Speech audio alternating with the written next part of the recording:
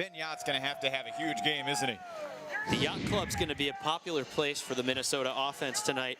One of the taller, more challenging deep threats for anyone to deal with.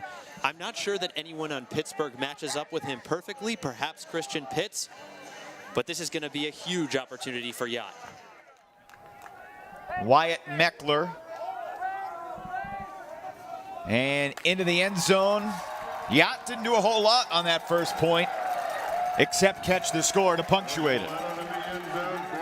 You know, sometimes a deep threat like that can just keep another defender honest and make space for other players. Grey Duck just backing up and losing yards until that inside shot. And that leads to the score. Ben Jagt once again. When you're being shadowed by Trent Dillon, it's not a surprise if you don't touch the disc, but ultimately that was a breakside goal. He'd be able to make the catch. I didn't think he'd be able to stay in bounds. He did both, and that was a huge turnaround in that game as Jagt shows off his ability. Morgenstern swings it to Tang. Oh, and Tang's throw is behind the intended target.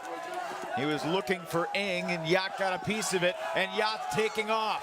Can he get there? He can!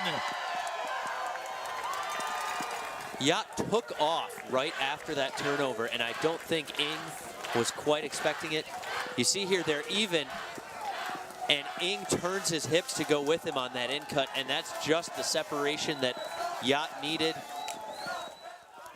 This is Jack Slevin to Dillon. For Thorne, no. Jagt read Dillon's eyes and saw the throw before it was coming. He peeled off his man who was deeper in the stack. Henderson coaching the Team USA mixed team, who's got a practice weekend. This could take half. Jagt, was he in? Not yet. That'll work. What a performance from Grey Duck in these swampy conditions in Raleigh. Jagt picks up the assist. You know, it feels like Pittsburgh has been worn down by these conditions and Minnesota has been fueled by them. 9 in the second semifinal. Lefty backhand, it floats and hangs long enough. Meckler to Jagt. Once again, that offhand throw, as you mentioned, proving valuable. But he couldn't break free of Pitts. They launch it anyway. Jagt and Pitts, and Ben Jagt goes up, throws the score. Isaac Ruff was there. Kaminsky perhaps throwing to a matchup, though Christian Pitts is no slouch either. But Jagt's just got the height and actually throws with Pitts still on the ground. 12-10 game to 14, or 11-all game to 13. This would make it 12-10. What a shot. Soham Shah to Ben Jagt. He doesn't care how wet it is, how wet the disc is.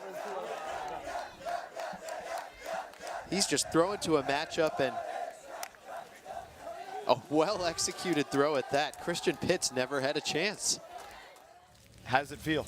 Oh, it's just ecstasy. I can't even explain it, really. It just feels better than I've ever felt playing Frisbee before, and we felt pretty good winning the region for the first time ever last year, so this is pretty remarkable. Have you ever had that many Carleton guys cheering you on before? I don't think so. It's a great rivalry in the North Central. We all love to hate each other, but when it comes to crunch time, we know we'd all be rooting for each other here when it comes to the national stage. So it was great hearing those dudes in the stands. Ben, with so many of your talented teammates going down, Cole Wallen made the spectacular layout yesterday, dislocated his elbow, and then Oscar and Bumstead and Van de Mortel today. What's it been like keeping everybody together and finding new guys to contribute? That's sort of been the mantra all year, is just the next man up. So whoever it is, they just know that they have to play. We teach everyone the system, and so the next man steps up. And a great example of that is Zach Trosvig, who played, well, I'm not going to say shutdown on Max Thorne, but he got a couple Ds on him, which was phenomenal. That kid is so fast. And like Alex Jurley got a couple scores throughout the weekend, which are just money for us, having those dudes who aren't starters but can come in with fresh legs and just shut people down and then score on the other end of the disc. All right, Ben, last thing. Take a deep breath and think about the matchup with Harvard tomorrow. They've got some incredible playmakers like John Stubbs and Mark Vandenberg. How do you guys feel you match up with them, and what do you think will be the key heading into tomorrow to try to win a championship? I don't know that there's any specific key that we were missing today. I think it's just a whole team effort, like we did today, like we did yesterday, like we did this morning, and then tonight. So there's no key. We'll all just keep playing next man up and play solid offense, hopefully more solid than what happened today. We were a little frantic at points, but luckily things sort of fell our way. If you guys can get the win, a lot more people around the country will be playing Duck, Duck, Gray Duck going forward. Congrats on the great win today, and we'll see you later today. Thanks so much, Evan.